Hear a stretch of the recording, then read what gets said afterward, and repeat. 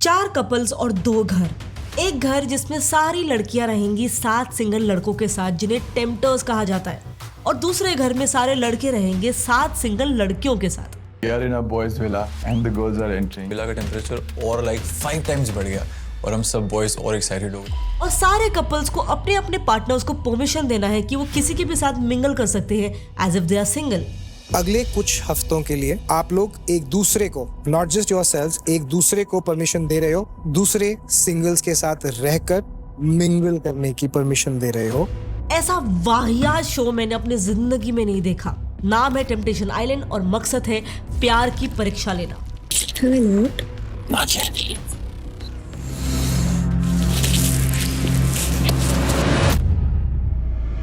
यानी इस शो में जितने भी कपल्स आए हैं वो तो बेचारे अपने अपने प्यार की अग्नि परीक्षा ले रहे हैं, उन्हें अफेयर करने की परमिशन देके।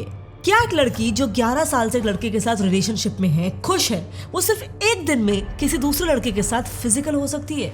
Hi guys, so I'm Nikita and I'm 22 years old. मैं एक एक्टर और एक इन्फ्लुएंसर हूँ। Hi, I'm Tyne de Villiers. I'm 22 years old from South Africa, professional boxer. हम एक लॉन्ग डिस्टेंस रिलेशनशिप में हैं, so मुझे बस ये देखना है कि अगर ये लॉयल है और अगर ये लॉयल नहीं है then मतलब यही लड़की जो अपने बॉयफ्रेंड की लॉयल्टी को टेस्ट करने के लिए शो में आई है, उसे पहले ही दिन एक दूसरे लड़के जैड के साथ इंस्टेंट स्पार्क फील होता है। I think he is super attractive. Look at him, he is perfect and he can totally put me in my place. इतना जल्दी उन्होंने कनेक्शन बनाना स्टार्ट कर दिया। अभी तो आए हैं हम लोग कल, you know? let's just see where it goes. मुझे कोई बाउंड्रीज नहीं रखना है अभी। I just wanna go with the flow. किस नहीं था, बहुत ज्यादा लाइक हेल्दी फ्लर्टिंग थी हमारे बीच में। 11 साल के रिलेशनशिप में होकर हेल्दी फ्लर्टिंग क्या होता है? और इसका भी नाम निकिता है बाय द वे। यार, निकिताओं का नाम आजकल बहुत खराब हो रहा है। बट निकिता को ऐसा करते हुए देख उसके बॉयफ्रेंड टेन को बहुत बुरा लगा, तो वो एक दूसरे लड़की के साथ डेट पे चला गया। इसको देख के निकिता जैड के साथ फिजिकल हो गई, tit for tat. Ten literally सबक सिखाने पे आ गया। अब मैं मेक श्योर करूंगी कि मैं सारे रूल्स तोड़ दूंगी। Now that you did that, Tit for tat. tit for tat. मतलब चल क्या रहा है? चीटिंग को नॉर्मलाइज करना छोड़ो, ये शोज लिटरली चीटिंग को ग्लोरीफाई कर रहे हैं, उसे कूल बता रहे हैं। और दूसरे सभी कंटेस्टेंट्स का भी सेम हाल है।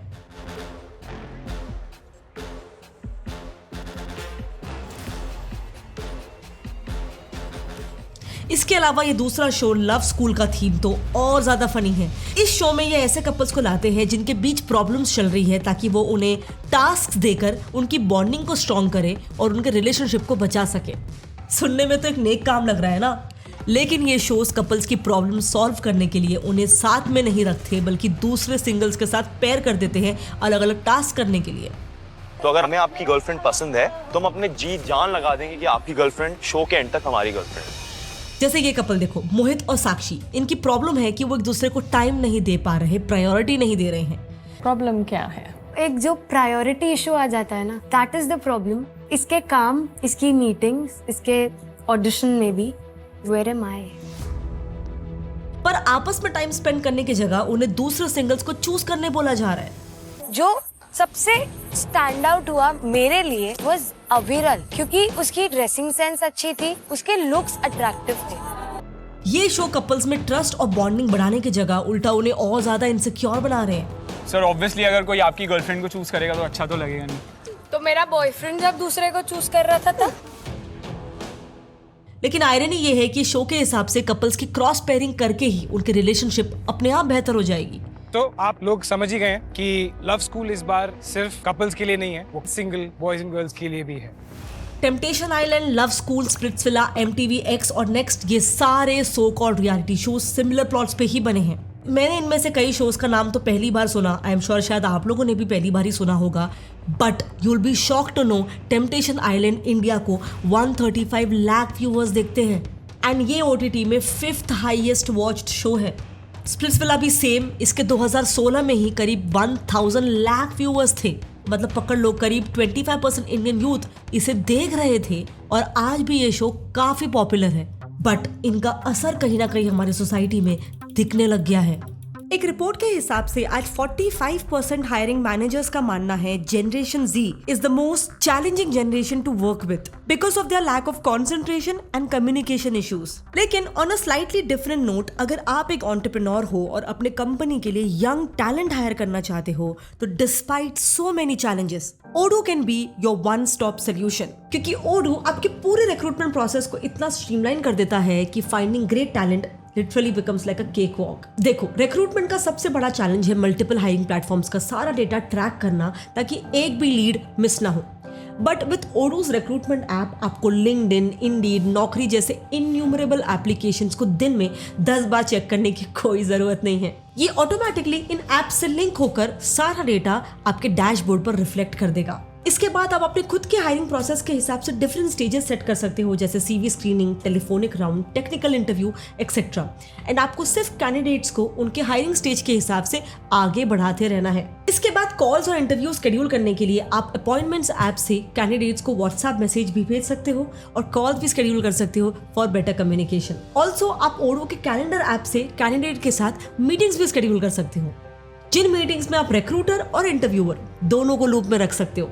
एंड फाइनली, जैसे ही इंटरव्यूअर का ग्रीन सिग्नल आ जाए, Odoo के e-साइन ऐप से आप कैंडिडेट के साथ कॉन्ट्रैक्ट भी साइन करवा सकते हो to complete their entire hiring process. Also hiring के बाद भी अगर आपको एम्प्लॉय एक्सपेंसेस या फिर अप्रेजल्स मैनेज करना है या उनके डॉक्यूमेंट्स मेंटेन करना है तो आपको मैनुअली किसी भी चीज का हिसाब रखने की कोई जरूरत नहीं। Odoo एक्सपेंसेस, Odoo अप्रेजल और Odoo के डॉक्यूमेंट्स ऐप में आपका पूरा डेटा कन्वीनियंटली स्टोर हो जाता है, all under one roof. So basically sourcing और ऑनबोर्डिंग से लेकर ऑफबोर्डिंग तक आपकी HR प्रोसेसेस के लिए सिर्फ एक ही रिक्रूटमेंट ऐप, और एक्चुअली देखा जाए तो सिर्फ और सिर्फ एक ही प्लेटफॉर्म काफी है, Odoo। एंड रिक्रूटमेंट के अलावा भी Odoo के पास आपके बिजनेस को स्ट्रीमलाइन करने के लिए कई ऐप्स अवेलेबल है, जैसे accounting, sales, CRM, website builder etcetera. यहाँ पे कोई भी एक ऐप आपके लिए हमेशा फ्री है, so definitely consider checking Odoo out and to explore Odoo's HR and recruitment app you can do that too. The link is in the description. MTV India ने खुद ही 2020 में एक सर्वे कर रखा है जिसका टाइटल है apparently India's gen Z don't believe in long term love anymore. इस सर्वे में वही चैनल जो मेजरली इंडिया के सारे रेटिंग रियलिटी शोज प्रोड्यूस करता है, MTV इंडिया ने एक बहुत ही बड़ा सैंपल साइज लिया। 50 इंडियन सिटीज से इन्होंने 15 से 25 साल की उम्र वाले 26,000 रिस्पोंडेंट्स को लिया, which is a huge sample size, क्योंकि यूजुअली 5 से 6,000 के सैंपल साइजेस में भी रिसर्च पेपर्स पब्लिश हो जाते हैं। मगर MTV इंडिया के इस सर्वे में 50% रिस्पोंडेंट्स ने कहा कि वो अपने पार्टनर के साथ होने के बावजूद किसी और के साथ फ्लर्ट कर चुके हैं। कहीं ना कहीं वो अपने रिलेशनशिप के बारे में उतने सीरियस नहीं है। इसके अलावा सर्वे में 1 in 4 रिस्पोंडेंट्स ने कहा कि वो अब शादी में बिलीव ही नहीं करते हैं। What are your views on situationship? It's interesting. It's drama. Let's do it. Happens with everyone. Yeah. But I don't think it's toxic, so that's normal. You don't want extremely nice वाले, तुम्हें चाहिए कि थोड़ा बीच का हो। थोड़ी toxicity होती चाहिए। What do you think being friends with benefits with someone? I would say that's a match made in heaven. I want nothing more than that. Which again is a huge number as compared to 1 in 10 respondents in 2019। यानी सिर्फ एक साल में ये number दुगना बढ़ चुका है। इसके अलावा आपको ऐसे भी रिपोर्ट्स मिल जाएंगे जो ये क्लेम कर रहे हैं कि जेन ज़ीज में चीटिंग के रेट्स भी मिलेनियल से काफी ज्यादा हैं। बट मेरे हिसाब से इसके पीछे बड़ी वजह ये भी है कि आज situationships, bread crumbing, pocketing, cuffing, benching, rizz, ऐसे न जाने कितने टाइप के रिलेशनशिप्स आ चुके हैं जहां आप बिल्कुल एक रिलेशन के ही तरह सब कुछ कर सकते हो except for long term commitment. कुछ टर्म्स मैं आपको समझा देती हूँ, जैसे पॉकेटिंग मतलब आप डेट कर रहे हो लेकिन अपने रिलेशनशिप को पब्लिकली एक्सेप्ट नहीं कर रहे हो। बेंचिंग में तो लोग लिटरली अपने करंट पार्टनर के साथ होने के बावजूद एक दूसरे पार्टनर को होल्ड करके रखते हैं ताकि जैसे ही इस पार्टनर के साथ ब्रेकअप हो जाए you are next in line.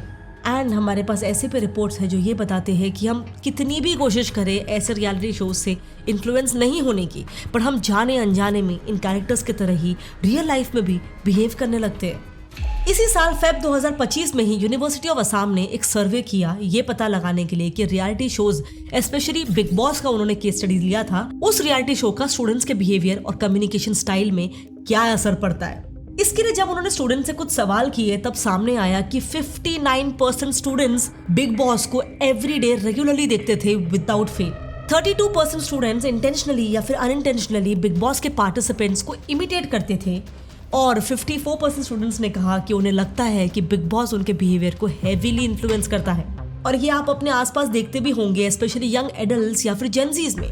Reddit पे एक यूजर ने इस पर लिखा भी कि पता नहीं क्यों लेकिन मुझे स्प्लिट्सविला की आकृति का ये लाइन मेरे मत्थे मत चढ़, ठीक है, ऊपर से नीचे तक फाड़ के रख दूंगी। और कशिश की ये लाइन यू आर अ सोर ब्लडी लूजर इतना पसंद है कि मुझे किसी से फेस टू फेस झगड़ा करना है सिर्फ ताकि मैं ये लाइंस उस पर यूज कर सकूं। एंड ये पोस्ट के नीचे इतने लोग इससे रिलेट कर पा रहे थे कि एक इंसान का कहना है कि वो स्प्लिट्सविला देखने के बाद ज्यादा झगड़ने लगा है, तो एक लड़की का कहना है कि वो तो हर रोज मिरर के सामने खड़े होकर एक इमेजिनरी इंसान से झगड़ती रहती है। लेकिन अगर आप देखो इन रियलिटी शोज का एक बड़ा सेलिंग पॉइंट ऐसे झगड़ना ही तो है।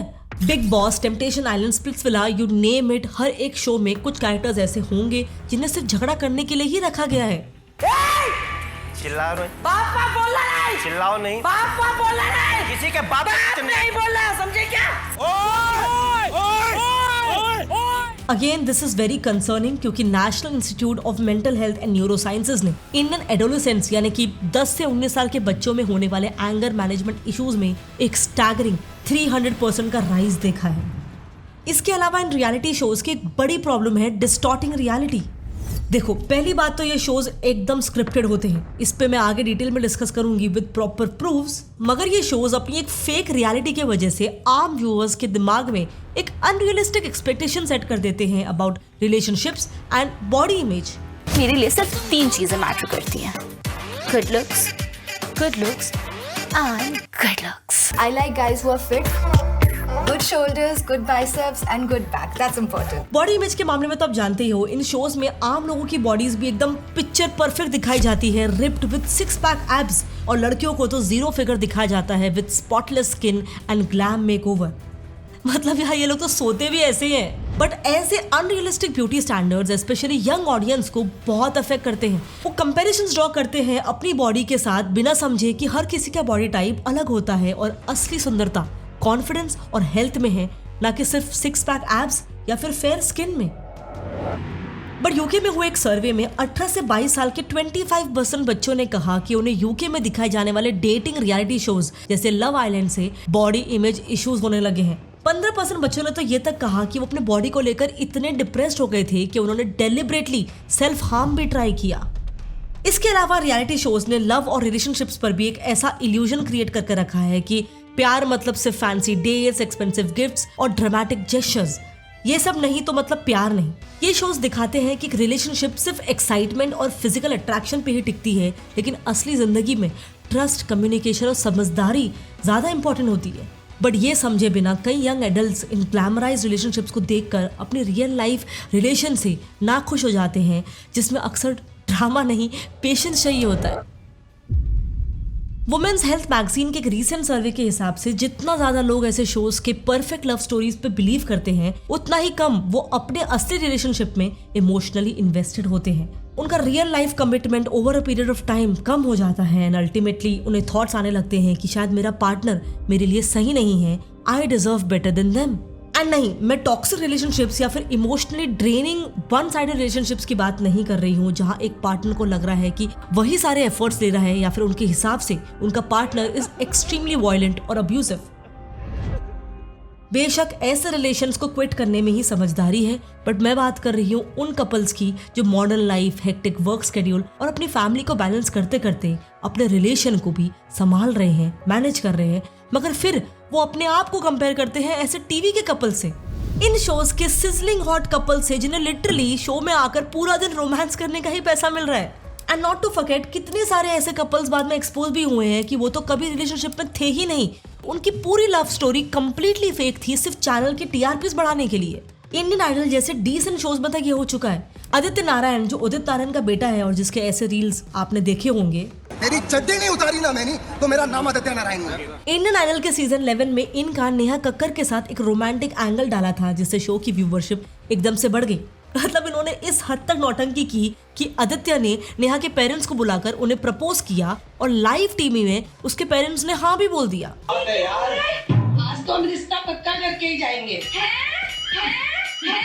इनकी 14 फरवरी को शादी भी फिक्स हो गई और सिर्फ शो पे ही नहीं, शो के बाहर भी इन्होंने ये नौटंकी जारी रखी थी। ये है 14 फेब को जो कि कुछ खास होने वाले हैं, उसके कुछ ये मेरे असली साले मगर बाद में आदित्य ने खुद एक इंटरव्यू में एक्सेप्ट किया कि उनकी ये पूरी लव स्टोरी फेक थी। उनके एग्जैक्ट वर्ड्स थे कि ये सब तो ढोंग है but you enjoy it no.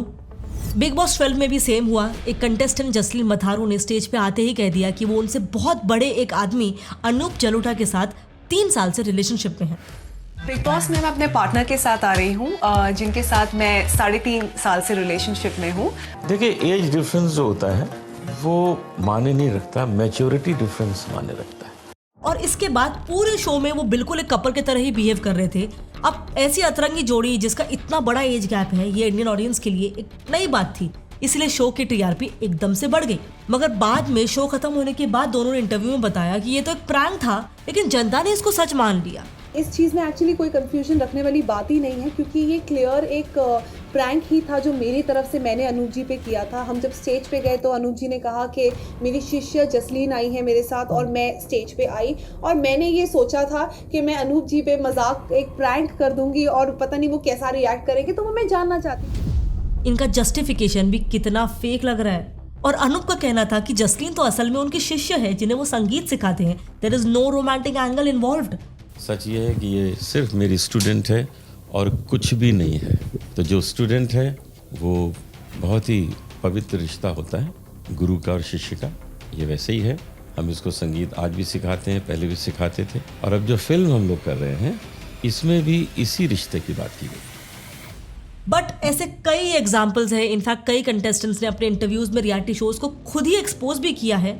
सबसे शॉकिंग बात ये थी जहाँ से बात बिगड़ना शुरू हुई मेरे लिए, इन दीज शोज, जहाँ मुझे बोला जाता, बोलने लगे आके कि इसको हमें आगे बढ़ाना है, so if you can say nice things. पर कौन जीतेगा ये तो ये तो फिक्स्ड, ये तो 100% जो भी है उस चैनल की हेड, जो भी इनकी आपस में सेटिंग होती है कि इस सीजन में मेरा आर्टिस्ट शाइन होगा। ऐसा है ना, आप किसी चैनल पे जाओ, अगर आप उनकी if you don't lick their feet, आप उनकी चाटोगे नहीं तो वो आपको फ्यूचर शोज पे नहीं लेंगे।